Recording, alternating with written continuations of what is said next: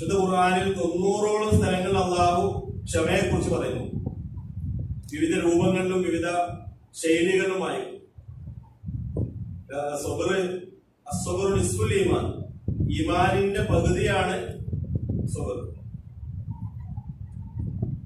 ഈമാനുള്ളവർക്ക് എന്ത് വേണം? ക്ഷമ അനിവാര്യം. 3 തരം ക്ഷമ നമ്മള് ഇബ്നു ഖയ്യിം റഹ്മത്തുള്ളാഹിയുടെ വിശദീകരണം ഒരു ക്ലാസ്സിൽ പറഞ്ഞു.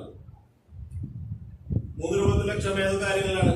ഒന്ന്, അസ്സബ്റു അലാ ത്വാഅത്തില്ലാ, അള്ളാഹുവിനെ അനുസരിക്കാൻ വേണ്ടിയുള്ള ക്ഷമ. അതായത് സൽക്കർമ്മങ്ങൾ ചെയ്യാനും നമസ്കരിക്കാനും പള്ളിയിൽ പോകാനും നോമ്പെടുക്കാനും സക്കാത്ത് കൊടുക്കാനും നല്ല കർമ്മങ്ങൾ ചെയ്യാനൊക്കെ എന്താ ആവശ്യമാണ്? ത്യാഗവും പരിശ്രമവും ആവശ്യമാണ്.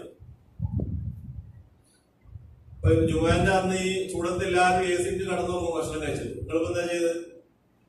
നിങ്ങൾ ഈ ചൂടത്ത് ഇങ്ങോട്ട് ക്ലാസ്സിന് വന്നു. അത് ക്ഷമ ആവശ്യമുള്ള കാര്യമാണ് അല്ലെ? ക്ലേശകരമായ ത്യാഗകരമായ കാര്യങ്ങൾ ചെയ്തിട്ടാണ് സ്വർഗം നേടാൻ പറഞ്ഞിട്ടുള്ളത്. ഖുഫത്തിൽ ജന്നത്തു ബിൽ മകാരി, ക്ലേശകരമായ കാര്യങ്ങൾ കൊണ്ടാണ് സ്വർഗത്തെ അല്ലാഹു ചെയ്തത് പൊതിഞ്ഞിട്ടുള്ളത്. ഖുഫത്തിൽ നാറു ബിശ്ശഹവാത്ത്, നരകത്തെ പൊതിഞ്ഞതാകട്ടെ നമുക്ക് ചെയ്യാൻ എളുപ്പമുള്ള കാര്യങ്ങളും നമ്മൾ നെഫ്സ് പെട്ടെന്ന് ആഗ്രഹിക്കുന്ന കാര്യങ്ങളും. രണ്ടാമത്തെ സബ്റുൻ മഅസിയത്തില്ല, അള്ളാഹുവിനെ ധിക്കരിക്കാതിരിക്കാനും ക്ഷമ വേണം. പ്രത്യേകിച്ച് സമൂഹവും ചുറ്റുപാടുകളും എല്ലാം അള്ളാഹുവിനെ ധിക്കരിക്കുന്നതിലേക്ക് ഇങ്ങനെ വലിച്ചുകൊണ്ടിരിക്കുമ്പോ നല്ല ക്ഷമ ആവശ്യം.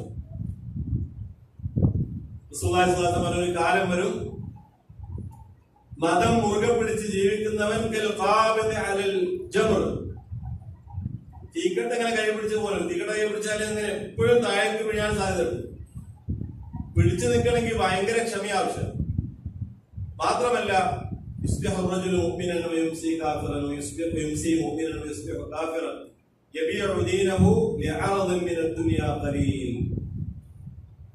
രാവിലെ മുഅ്മിനായിരുന്നു, വൈകുന്നേരം അയാൾ കാഫിറായിരുന്നു.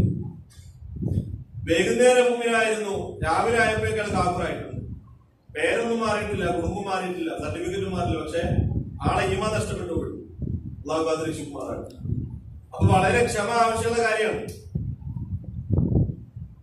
അതുകൊണ്ട് തന്നെ ക്ഷമ, അള്ളാഹുവിനെ അനുസരിക്കാനും ക്ഷമ വേണം, സബർ വേണം.